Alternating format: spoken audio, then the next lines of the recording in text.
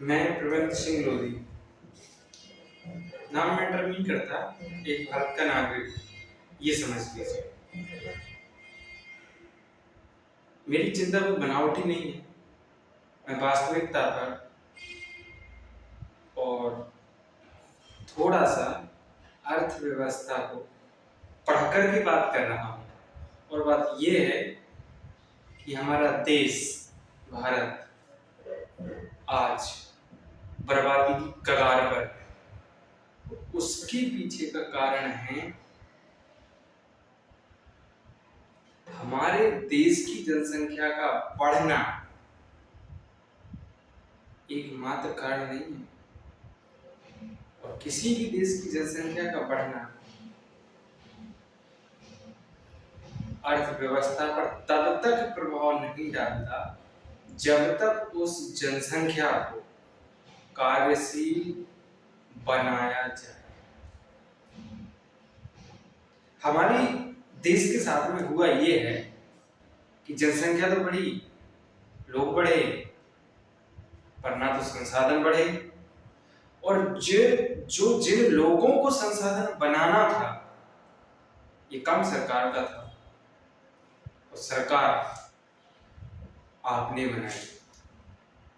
जिन लोगों को मूल्यवर्धन करना था, लोगों का संसाधन के रूप में उपयोग करना था, उन्होंने उन लोगों को देश के संसाधनों पर या उपलब्ध जमीन पर बोझ बनाया। लोगों को पंगु बनाया गया।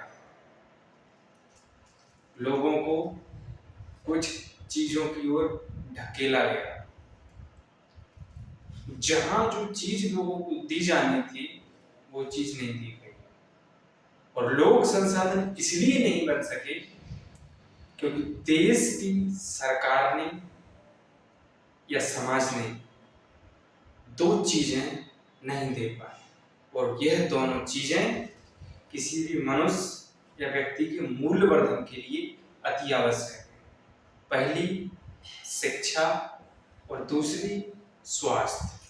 हम दोनों चीजों में फेल हुए। और आज हमारे पास सबसे ज्यादा युवा श्रमिक उपलब्ध हैं। और वो क्या कर रहे हैं? एक सिक्योरिटी चाहते हैं, मासिक वेतन चाहते हैं, अपने जीवन यापन के लिए एक मिनिमम कुछ भी वेतन चाहते हैं, एक रोजगार चाहते हैं। ये कुछ भी उपलब्ध नहीं है, लोग इसीलिए चाहते हैं। उपलब्ध क्यों नहीं है? शायद हम समय के अनुसार नहीं चल पाए, वो शिक्षा कौशल नहीं ले पाए, व्यक्ति को वो सामाजिक स्वास्थ्य नहीं दे पाए जिससे व्यक्ति कुछ नई चीजें सीख सकता, नई चीज बना सकता और तो दुनिया को कोई नई चीज दे सकता। ये हमारे देश की कंडीशन हुई। शारीरिक स्वास्थ्य केवल स्वास्थ्य नहीं है, मानसिक स्वास्थ्य, सामाजिक स्वास्थ्य, ये कौन देखेगा? हर व्यक्ति के साथ में अपनी पारिवारिक समस्याएं हैं, हर व्यक्ति के साथ में सामाजिक समस्याएं हैं। सबसे बड़ी समस्या आर्थिक समस्या देश के साथ में है, आज भी है। अगर निचले लोगों में और ऊपरी उद्योगपति लोगों में इनकम में इतना अंतर है तो इसके लिए जिम्मेदार कौन है? संसाधनों का उचित डिस्ट्रीब्यूशन क्यों नहीं? इसके लिए आप जिम्मेदार नहीं, इसके लिए आपके द्वारा चुनी हुई सरकारें जिम्मेवार है। आपको अगर दिख रहा है कि भ्रष्टाचार हो रहा है, आप देश के खिलाफ आवाज नहीं उठा सकते, आप किसी नेता के खिलाफ आवाज नहीं उठा सकते, तो कम से कम उनके साथ मत रहिए। आप अगर गलत के विरोध में खड़े नहीं हो सकते तो बस इतना कीजिए, गलत का साथ मत दीजिए। खोजने से खुदा मिल जाता है, इस देश को आज तक एक नेता नहीं मिल पाया। किस कारण से? लोगों ने कभी नेता खोजा ही नहीं। लोगों ने सिर्फ चुना है बुरे और बुरे में से। अच्छे और बुरे का ऑप्शन हमारे पास था ही नहीं राजनीति में। भारतीय राजनीति बुरे लोगों की शिकार हो गई। प्रशासन उन राजनीतिज्ञों ने चलाया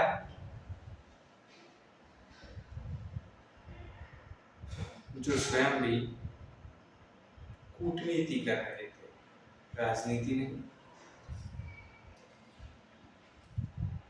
आज इस देश का युवा शिक्षित हुआ तो मुझे लगता है कि कुछ समझेगा इस बात को कि हम आपस में महिलाओं के शोषण में या अपने से निचले लोगों के शोषण में ना उलझते हुए इन बड़े लोगों से, राजनीतिज्ञों से, उद्योगपतियों से या जो लोग इस भ्रष्ट सिस्टम का हिस्सा है उनके शोषण का शिकार ना। आप कुछ किसी से ले नहीं सकते तो किसी के शोषण करने का माध्यम मत बनिए, उस सिस्टम से अलग रहिए। मैं इतना ही कहना चाहूँगा कि आपको किसी से लड़ने की आवश्यकता नहीं है। आप बस गलत सिस्टम से, गलत लोगों से दूर हो जाए। एक दिन इस देश का मैं हमेशा पॉजिटिविटी में विश्वास रखता हूँ, सकारात्मक सोचता हूँ। ऐसा नहीं है कि मेरे पास समस्याएं नहीं है, आपके पास भी हैं, मेरे पास भी है, पर आज इतना सोचने की आवश्यकता है। हम किसी सिस्टम का विरोध नहीं कर सकते तो उस सिस्टम में स्वयं का शोषण मत करवाइए, उस सिस्टम से अलग रहिए। आप कहेंगे कि हमारा जीवन यापन कैसे होगा, तो मुझे राम प्रसाद बिस्मिल जी का एक कोट याद है। उन्होंने कहा था कि सरफरोशी की तमन्ना अब हमारे दिल में है, देखना है जोर कितना बाजुए कातिल। मर मर के यार क्या जियोगे आप लोग? जियोगे तो क्या स्वतंत्रता, समानता और बंधुत्व के साथ, वो बगैर लड़े नहीं मिलेगी। आज से शोषण न देखिए और ना अपने साथ होने दीजिए, लड़ जाइए। ये अस्तित्व किसी काम का नहीं है जो शोषण के साथ है, लड़िए। धन्यवाद। अगर आपको मेरी बात अच्छी लगी हो तो इसको शेयर कीजिए लोगों तक। Thank you.